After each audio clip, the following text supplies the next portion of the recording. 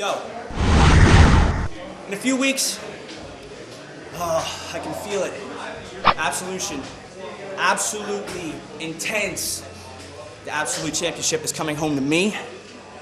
And you know, the things that happened in the past, it's okay. Playing it safe now. I'm not gonna blow my load, if you will. Saving myself. Because I'm an absolute champion virgin.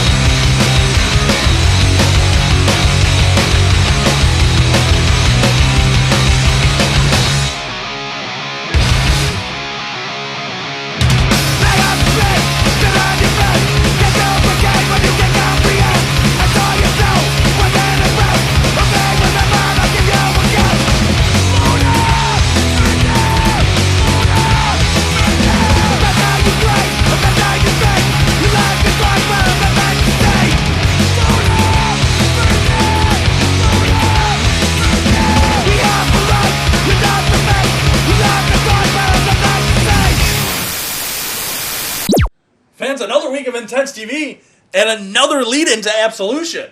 So we're 1 week closer and we've heard from yet another competitor. Last week it was Johnny Gargano, now Facade, letting us know just what he has in store for the biggest opportunity of his career. Absolution 5, 4 men, 1 absolute title, only one of them's walking out with the Denver. Oh, Facade has the biggest opportunity in his entire career. And on June 27th at the West Park Party Center, Absolution 5, I think that it's going to be Facade's time to become the absolute champion.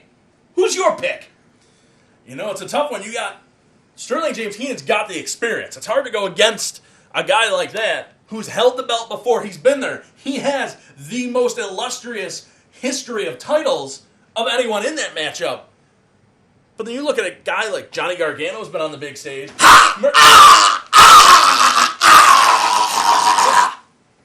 Too soon?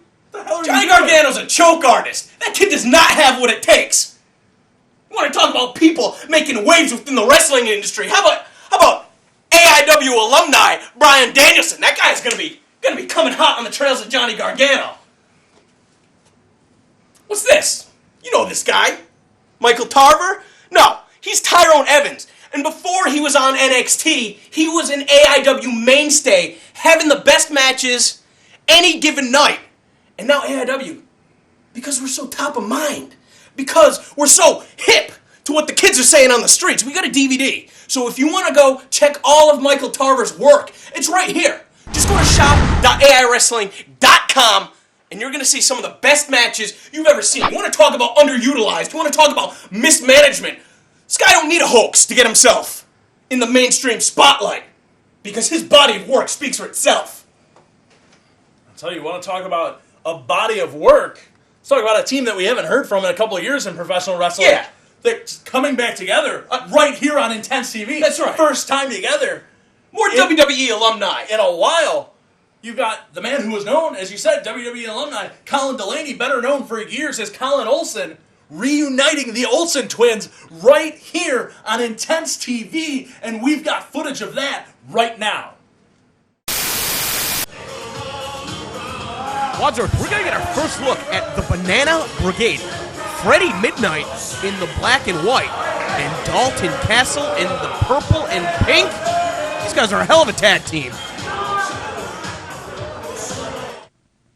And here we go with their opponents, and I told you I wasn't sure on the... Reuniting here at AIW, Jimmy and Colin Olsen. And here we go underway. We got Jimmy Olsen. Again.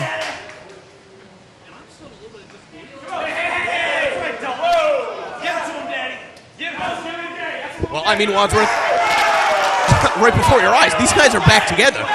The Olsen Twins are live and in the flesh. He is banana. Well, you know, Dalton Castle, he likes to use a lot of unusual tactics to get in the mind of his opponents, but he also looks like he can give it back just as good as he can take it. Not literally. Not literally. I'm glad you. Facebook game!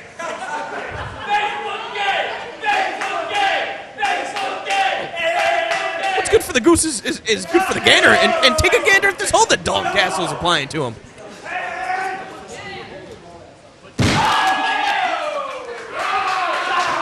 What a veteran he is. And Dalton Castle is in a bad way. He's telling the referee that he's being choked. Touched him. Well, of course he's going to touch him. They're going to make contact. It's a wrestling match. He is what this. And the gonna take a hell of a lot to make that impression when you're in there again.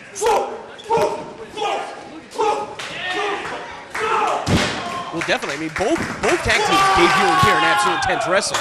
Again, the Olsen Twins. This is the first time that they've reunited in practically 3 years. Jimmy Olsen taking on both Freddie Mercury and Dalton Castle by himself, and Freddie Midnight. Say Freddie Mercury, that might be. Mercury was in the ring. Indeed, it's Freddie Midnight teaming up with Dalton Castle. Jimmy Olsen tagging in Colin Olsen, Colin Delaney. He had a nice run on ECW for about 8 months, but he's back on the independent scene, and let me tell you something, this guy has not missed a step. And I'll tell you, it looks pretty rejuvenated in there. Pretty happy to be back together after those years. I mean, I don't think those guys were even talking for those couple of years that they were apart. You see that victory roll, the goal behind, only able to get a 2 count as Colin, but ducking underneath, now backside attempt. Freddie Midnight fighting, but unable to fight that roll up 1-2. Looking for the kick, blocked in one more time with the roll-up. Colin catching him 1, 2. And again, only able to get the 2.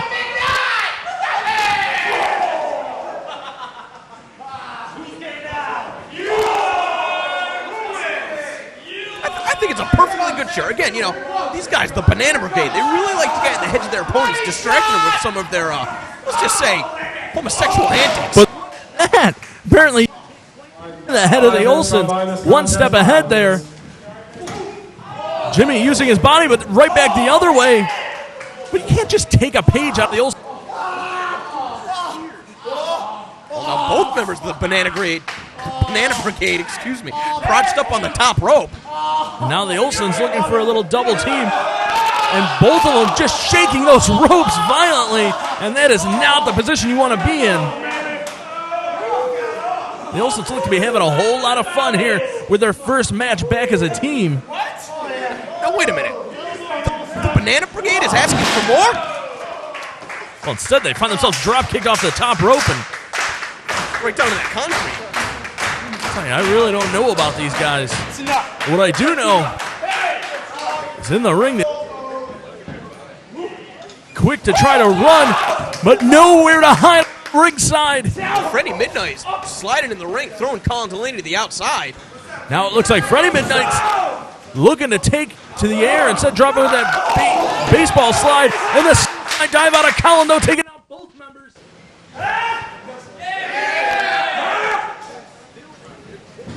Yep. Oh, but just like that, the game changes. Freddie Midnight, what an opportunity, able to, just slingshot Jimmy Olsen face first in that bottom turnbuckle, and now just choking him on the ropes.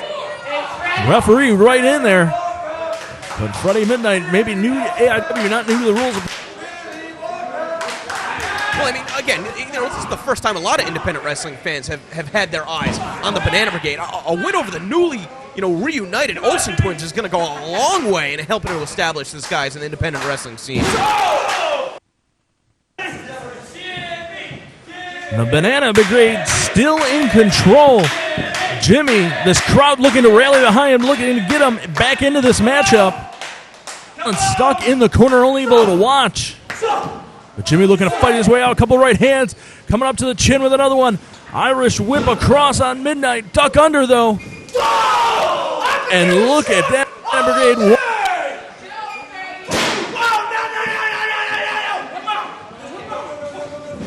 Looking for that roll-up. Nobody home, but now it's the Olsen Twins with some unique offense and being caught a little questionably on those blows. And now the referee just kicking Freddie Midnight. Whoa. And kicking Colin Lady.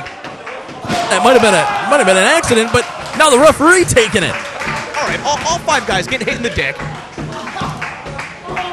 And we're back to square one. You're going to think whoever's able to get to their feet first is going to have the advantage.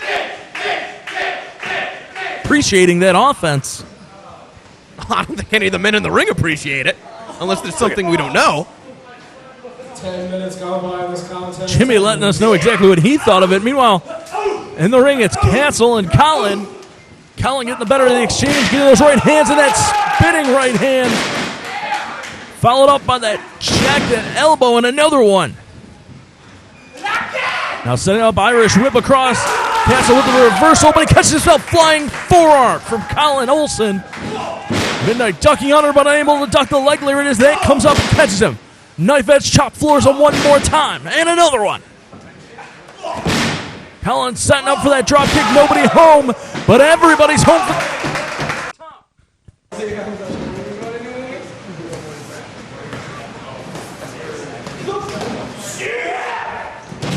Over that wheelbarrow right into a power bomb. And just like that, Freddie Midnight able to break up the pin with a moonsault. These guys are giving it their all. Indeed, looking at anything they can to get that win. Freddie hitting the ropes, looking for that front kick. Nobody home, but the second time hits its mark. Boot to the midsection, DDT. Oh my God, did he spike him? These guys are going to do it. Upset of the century. No. He's at.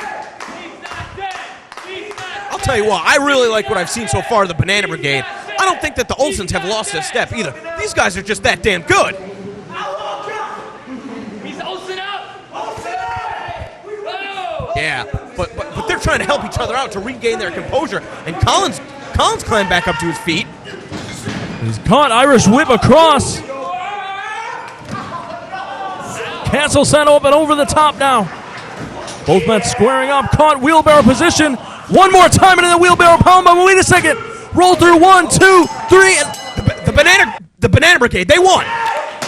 Yeah! who took that match? The Olsens, they won. Wadsworth, I don't know what to tell you. We had a double pin. But the question is, whose shoulders were down first, I guess. Wait a second. The referee raising Castle's hand. Wow, these guys stole it from the Olsens. Wadsworth, talk about an upset. The Banana Brigade, two relative unknowns on the independent wrestling scene, coming and making a name for themselves here in AIW at the Olsen Twins' expense. Reunited tag team right here in AIW. So you want to talk about not just making any impression, it's big enough to beat the Olsen Twins, but to spoil the reunion. Dalton Castle, Freddie Midnight, those guys stole a victory. And you know what? I have just been notified that we are going to see a return match at Absolution 5, June 27th at the West Park Party Center, already added to an enormous lineup. It's just going to get that much better because we're going to see the Olsen Twins going up against the Banana Brigade. Well, I'll tell you what, other people were guaranteed to see in that building that night in the form of Alpha Beta Duke, longtime AIW mainstays, who we saw assaulted a week ago. And we still don't even know exactly what was going on there. I mean, I assume with this footage we have of them, these words, they obviously saw something. They had to see someone's face, something when they got attacked. Well, I mean, I don't even want to begin to speculate. All right, man. Like, I'm gonna keep my my name out of this one. So, you know what? I think it's best for you too. Why don't we hear from Alpha Beta Duke directly? Put the speculation to rest. Let's see what these guys have to say. Blackballed. You know, you guys have been a thorn in our side since December. Been jumping us at shows, jumping railings, causing havoc, trying to ruin what we do. So what we did is we thought we taught you a lesson at Jack of All Trios. When we took it to you, beat you from one end of the building to the other, that should have been the end of it. But no, you had to take it to the next level. You had to attack us in a Sandusky parking lot with your chains and your baseball bats, trying to break my ankle, trying to knock my boys out. And then you cut your little shoot, talking about how you're gonna destroy AIW. Well, fine. You know what? Fine. You guys want to shoot? Okay, that's cool. We can shoot, all you want, because that's you like to do that. So hey, Lamont, you had to start your own freaking promotion in order to get booked on matches. Okay, if you didn't have a school, you wouldn't be working anywhere. And unfortunately, Josh, Tyrone's coattails don't stretch all the way to Florida. So you can't ride those anymore because he's gone. And Randy, you're so fucking emo, they just lashed out. They need a scapegoat because when this all blows up in their face, they're going to blame somebody. Who do you think that's going to be? That's going to be you whiny bitch. So you guys want to toss that around, you want to shoot on us, that's cool. Every year we get this at Absolution. No one's been in crazier matches at Absolution than we have. Survivor Series, War Games, tables, ladders, planks, you name it, we've done it. Okay, so this isn't anything new to us. So you thought you had to issue some kind of challenge? Dude, we couldn't have put it on paper fast enough in order for us to take care of you guys. So I'll tell you what, we put our heads together and we figured out the best way we can to end this once and for all. No ropes, barbed wire. How about it?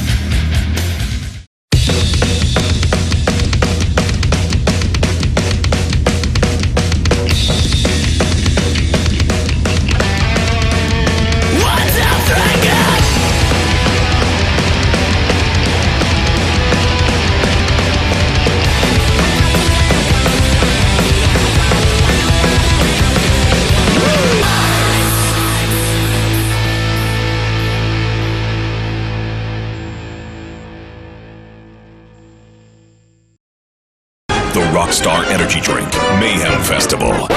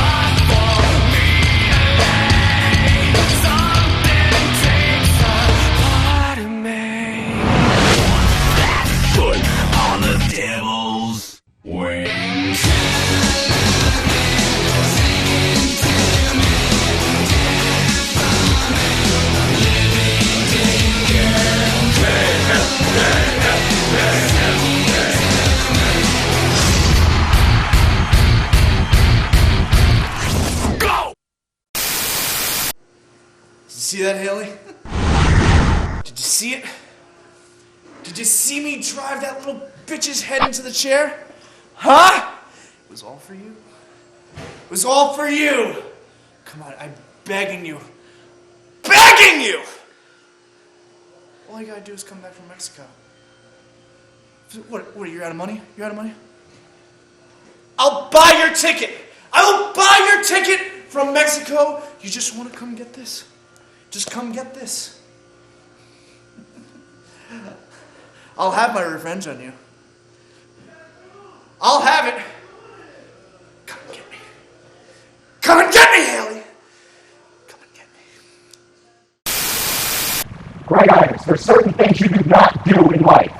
You don't pull on Superman's cape, you don't piss in the wind, and you don't get into a wrestling ring with one arm.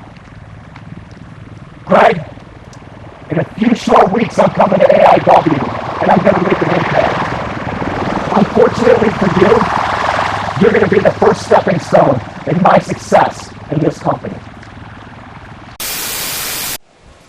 Well, here we go underway. We got Hobo Joe and Isaac Montaigne. A rather unique absolute opportunity in there with Hobo Joe. But speaking of Hobo Joe, how about those promos we've been seeing in the last couple of weeks here on Intense TV calling out his tag team partner? I mean, I can't believe that anybody would have it out for Gregory Iron. You know, despite his disability, he never uses that as a point of leverage. You know, he works around it, and he works hard to get where he is.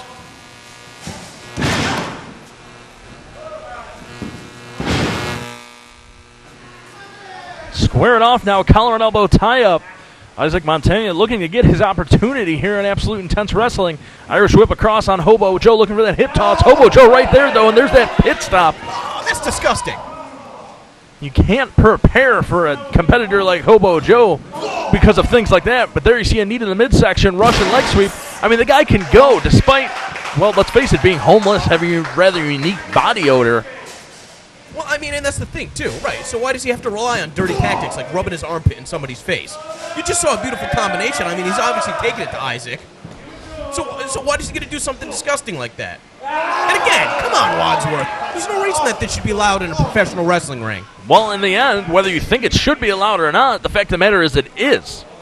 There's nothing illegal about it. I mean, I don't hear you complaining when we see the Olsen Twins and the Banana Brigade and there's 17 low blows going on.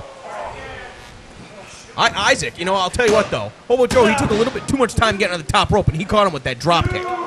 And Isaac looking to do whatever he can, looking to get that spot. This is a guy who's been looking for his opportunity, looking for a chance to break out in professional wrestling for a few years now. Now, wait a minute, Wadsworth. We got some guests by ringside. Wait, those are the members of the Latin Crime Syndicate. What are they doing out here for this matchup? That's what I'd like to know. I was hoping you had some information on it. I mean, they have quite a history with the Homeless Handicap Connection, but what stake do they have in this? I don't know, but Hobo Joe better watch his back. I mean, we saw him victorious a week ago. Or actually, we did not. I'm sorry. Right, they came up on the losing end because of the pleather platoon distracted him on the outside. So you would think they'd be more interested in Team Beyond, more interested in the pleather platoon. And look at that right there, Joey the Snake going after Hobo Joe. What is the issue with these guys? No, roll up. Isaac with the roll up. 1, 2, 3. Wait. Here is your win. Isaac in the ring. I mean, kind of happy-go-lucky right now. The kid just got his victory. Just perhaps got a shot in Absolute Intense Wrestling, but Latin Crime Syndicate helping him win. And what are they doing? I mean, this guy's going to be careful. You know, obviously they get a bone to pick with everybody. The pleather platoon, you know, the Homeless Handicap Connection. Now, Isaac, this guy's just trying to make his debut at Absolute Intense Wrestling. And this kid just getting the boots laid to him right now by the Latin Crime Syndicate. I mean, he probably thought, in a sense, he was doing the dirty work for the Latin Crime Syndicate, but taking out Hobo Joe. Well, I guess in the end, he technically took out Hobo Joe. I mean, it was the help from the Latin Crime Syndicate, but I don't understand this now. Diamante's letting him get back to his feet.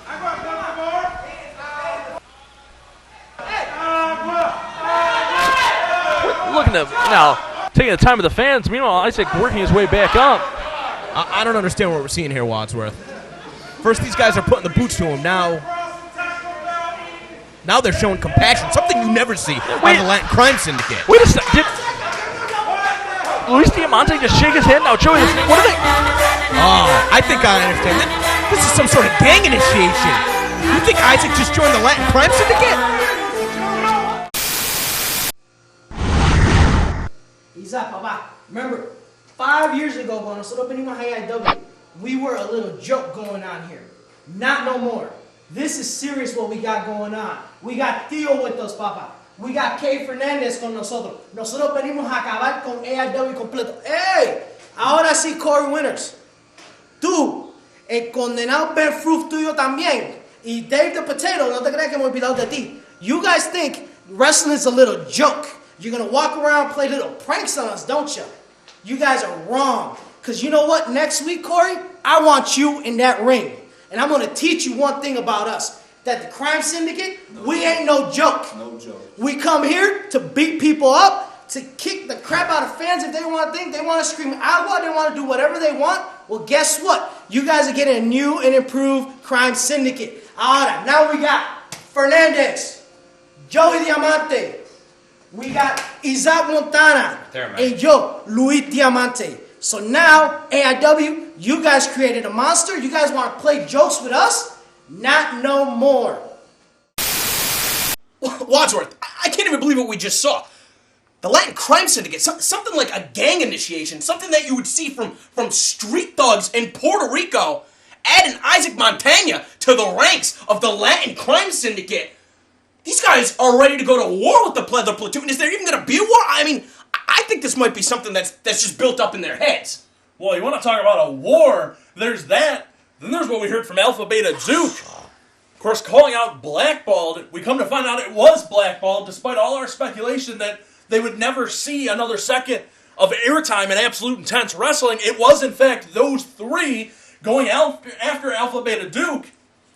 Well, Alpha Beta Duke laying down the challenge, Absolution 5.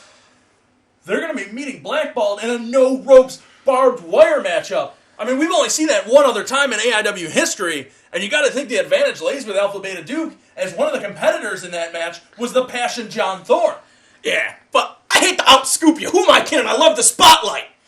John Thorne, he went one-on-one with Haley Hatred in that no-ropes barbed wire match. Well, guess what? Haley Hatred is going to be at Absolution 5. Jefferson Saint is buying that plane ticket for her to come back from Mexico, and he's going to be putting that AIW women's title on the line.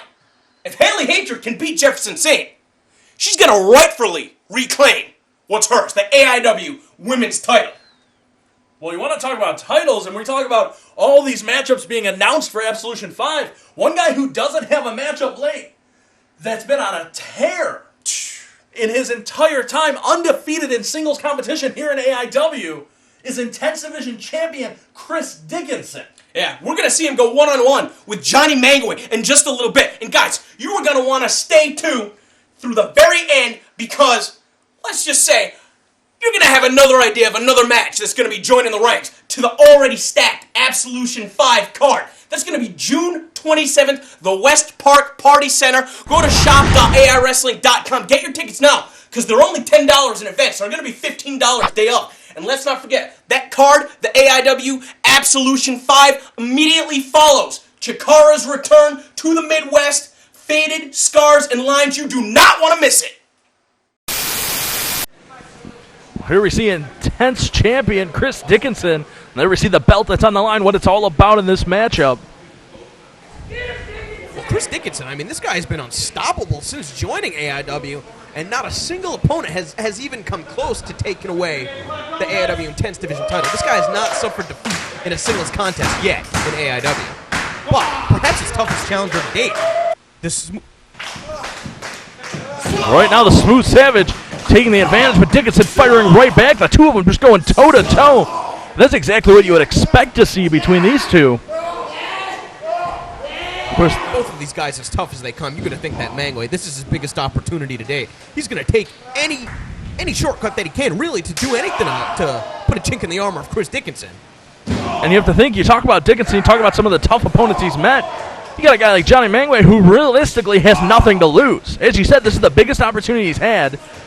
And you add that into the fact that I don't think any opponent has known Dickinson better than the Smooth Savage. Well, I mean, that's right. I mean, these guys came up together. These guys trained together, so you got to think that somebody like the Smooth Savage is gonna know some of those weaknesses that he can exploit. Chris Dickinson, weaknesses that realistically we haven't seen thus far. This guy's been unstoppable. He's a monster. Yeah, even in taking a beating, even going toe-to-toe with some of the toughest this sport has to offer, he's still coming on top. And right now, speaking of on top, yeah, right on the top rope, and then kicking him right on the top of his head. Dickinson just coming at Mangue as hard as he can with anything he can. Now getting that head of steam But look at that, Mangue up and over the top, as we said, knowing what's coming and barely clearing that top rope, throwing his whole body weight down on top of Dickinson. Well, I mean, like you said, Wadsworth, this guy's got nothing to lose. At the worst, he loses the match. At the best, he becomes the new Intense Division champion. And this match is a false count anywhere. Anything goes. And we've seen what happens. I mean, you see when Dickinson is hungry. Look back to the Absolute opportunity. That's only as far as you have to go. Look back to when he won the Intense Division championship. You have to wonder if some of that spirit's gone. A lot of people may question if he's gotten a little complacent. And this is going to be a match that's going to find out pretty quick. Well, I mean, Mangue, he had one of those Absolute opportunity matches, too, coming up on the victorious end of the, battle. But right now, he is a far away from victory because he's getting his face smashed on the table. Indeed. Dickinson taking him back now, just driving those knees and those kicks. Attacking him with everything he has, but look at the Smooth Savage firing right back. Well, I mean, and all the fans, too, smart enough to give these guys space. You don't want to get caught in between one of these exchanges. Well, yeah, and even now, they're not even up on the stage yet, but look at that springboard. Dickinson looking to fight his way out. Looking to find some way to get separation. I mean, we saw Chris Dickinson. He went toe-to-toe with the Necro Butcher, and right now he's Smooth Savage. Really has this. He's got Dickinson reeling. I mean, Dickinson's stumbling around. Now just getting some separation, getting some openness, and instead catching a boot right to the spine was Dickinson, but Dickinson firing up with that right hand. And you know what's crazy, too, is these guys have a good level of respect for one another, and yet they're, hitting each other with chairs. Indeed, a competitive spirit. I mean, neither one of these guys accepts defeat well at all. Only a 2 count. And let's face it, in the end, we haven't seen Chris Dickinson have to accept defeat. Again, he's undefeated in singles competition here in AIW. Indeed, his only loss coming in that Jack of all trios. And that was a questionable loss, too. And in the end, look at him just driving that foot. And again, a drop kick, but Dickinson has nowhere to go but against that brick wall behind him. Dickinson is in a bad way. Fighting back to his feet, Irish whip up against those ropes, but Dickinson with a lariat. Both men in the ring now. Dickinson up and just disbelief that he's still been unable to finish off the Smooth Savage. Again, these guys trained together, so I'm sure Dickinson knew exactly how tough his opponent was going to be. But still, this guy's crazy. He's pulling at Mangue's face. He's biting the ropes. Well, I mean, we've seen that out of him in the past. We've seen just how crazy he can be. Again, just hammering away. But that head is a weapon. I mean, you hit the guy in the head, you might as well hit him in the stomach, hit him in the chest, hit him anywhere except the head. Now setting up, looking for apparently a power bomb. The Smooth Savage wise enough to drop all of his body weight, drop that center of gravity. And that time, though, sends himself up and over rear waist lock, looking for that German suplex. Dickinson looking to fight out, looking to break that grip of the hands, break those wrists apart. And he does, getting the separation, hitting the ropes, but caught in a spine buster. Well, that was a big power move. Mangue now, awkward pin, though. Not enough coverage on the shoulders. But he was able to transition that right into a Texas Clover. He's got the move hooked. Dickinson might be tapping. I'll tell you what, he's got it hooked, but Dickinson is pretty close to the ropes. Mangue's going to have to drag him out to the center of the ring, I think. And Dickinson, man, this guy's bulked up. I mean, those legs are enormous right now. That's a lot of weight, especially, where Mangue's got the leverage to have to try and pull to the center of the ring. But you have to think, even that brief bit in that cloverleaf, very smart on Mangue's part. We know Dickinson's had those knee problems in the past. That thing's been blown out, and with the way this guy continues, he's never taken the time to let it heal. But right now, the two of them just exchanging elbows. You can see by Dickinson's reaction, the point of that elbow hitting right behind his ear. I got to go back to what you were saying about the knee problems, though. I would be surprised with the level of respect between these two that Mangue would be desperate enough to exploit that, to be honest with you. And I think that's why he's moved his offense to more of a striking base since that cloverleaf was let go. Indeed, he is going more of striking, but, I mean, you say desperate enough, I say smart enough. It's not an illegal advantage. Oh, right now, speaking of advantages, being hung up at the top. That kick right to the sternum, and then that drop kick. Dickinson pulling him back to his feet. Now giving him a second to separate. German suplex bridge. 2. No! And what is it going to take to put Mangue away? You have to think Chris Dickinson wondering just that. I mean, this is a guy that's put away Grant Akuma, put away the Necro Butcher, put away everyone he's seen. And has not been able to put away a man he knows better than any of his opponents. And you know what? Mangue's been very smart too. On the defensive for a good portion of this contest, but he's never really given Dickinson that big opening. This is going to be it. No, that short powerbomb all the way from the top rope by Mangue right into the pinning position, but unable to finish him. I'm gonna choke the life out of you. Oh, now wait a minute. Now, wait, you're talking about being desperate for explaining a knee injury. The man's got a noose in the ring right now. I mean, this obviously is some sort of a premeditated assault. You don't just have a noose liner on ringside, and this guy's choking Chris Dickinson. And this could be the end of Chris Dickinson's reign as the Intense Division champion. And you know what? I gotta say, Mangue, you're better than this. You really don't need to be choking your opponent. Send him into the ropes now, just using that noose to keep him close. He's gonna be careful that he doesn't accidentally wrap that around himself. And indeed, separating it from his feet before pulling it back and doubling up the efforts. Now just wrapping the rope besides the noose around the throat and yanking back while scissoring those bodies, scissoring across the ribs. But look at that, Dickinson biting right through that shin guard. You know, it's really survival mode at this point. I mean, Dickinson's going to do whatever it takes. Obviously, the ante's really been upped in this contest. I mean, the referee at this point is in there essentially to listen for submissions and count pinfalls. You can see him throwing his hands up. He's got nothing he can do. Well, I mean, Chris Dickinson accepted the challenge as champion. It was going to be false count anywhere, no disqualification, so. But now that noose back around Mangue's neck. And like I said, a premeditated attack has obviously backfired. He's the one who introduced it into the contest, and now it's working towards his disadvantage. And Dickinson just using it to drag Mangue towards him. And now dropping through the ropes so he can pull it even tighter. I think Mangue's out. Dickinson, I think the ref needs to stop this right now. Dickinson is dropping all of his body weight, just choking him before bringing up that foot square. And now just still Mangue's bleeding from the mouth. This guy's in a bad way. I think it's a matter of seconds, honestly. The referee needs to do what's best for the safety of the competitors, and he needs to throw this out right now. I mean, the guy bleeding from the mouth for obvious reasons, just eating those kicks. And, you know, is this a mistake on Chris Dickinson's part? He's allowing Mangue to try and fight back to his feet, but calling him to go toe-to-toe, but indeed he had the advantage. Well, I mean, at this point, again, it's like he wants to go back to having a fair fight. He wants to trade blows with him. I mean, this guy's out of control. Like, I don't even know what to say about Chris Dickinson.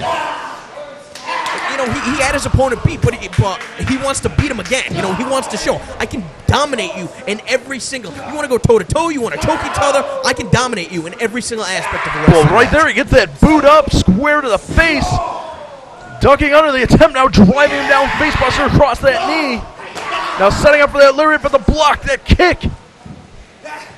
Now stepping through into the, looking to gut-wrench him almost. And indeed, getting him up, gut-wrench him, dropping him right on the back of his skull. That's like a 1, 2, 3. And that's it. That's the first time we've seen that maneuver out of Dickinson. We're talking about desperate. Here is your winner and still AIW Intense Division champion, dropping him Chris right on the skull. Dickinson. European look at making the call. Still Intense Division champion Chris Dickinson.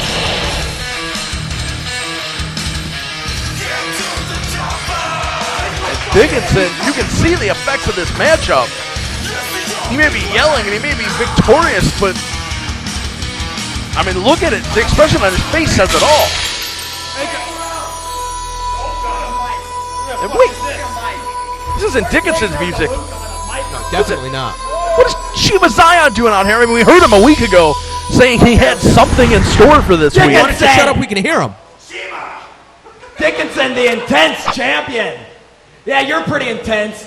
Pal, I can tell that you had a bad childhood just by watching you wrestle in this ring. Why is that? Well, let me tell you something. You got a really buzzworthy name right now in wrestling. Yeah, you're making some waves out there. Let me tell you something, Dickinson. Get out. Stay in. Stay out. Scared of you?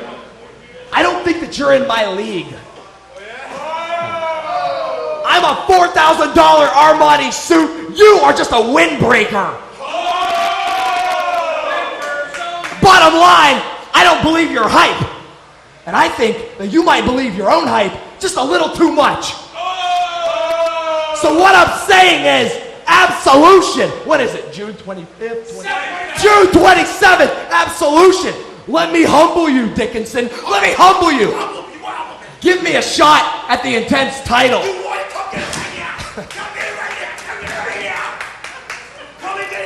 You think I'm going to waste my time in front of 30 people right now? No. I want a bigger stage. I want the biggest stage that AIW can offer. I want the showcase of the Immortals.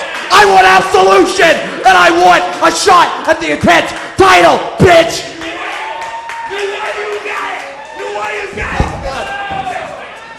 You save a little bit of that Sheba time, some choice words for Chris Dickinson. Save a little bit, you might have a heart attack. Division title.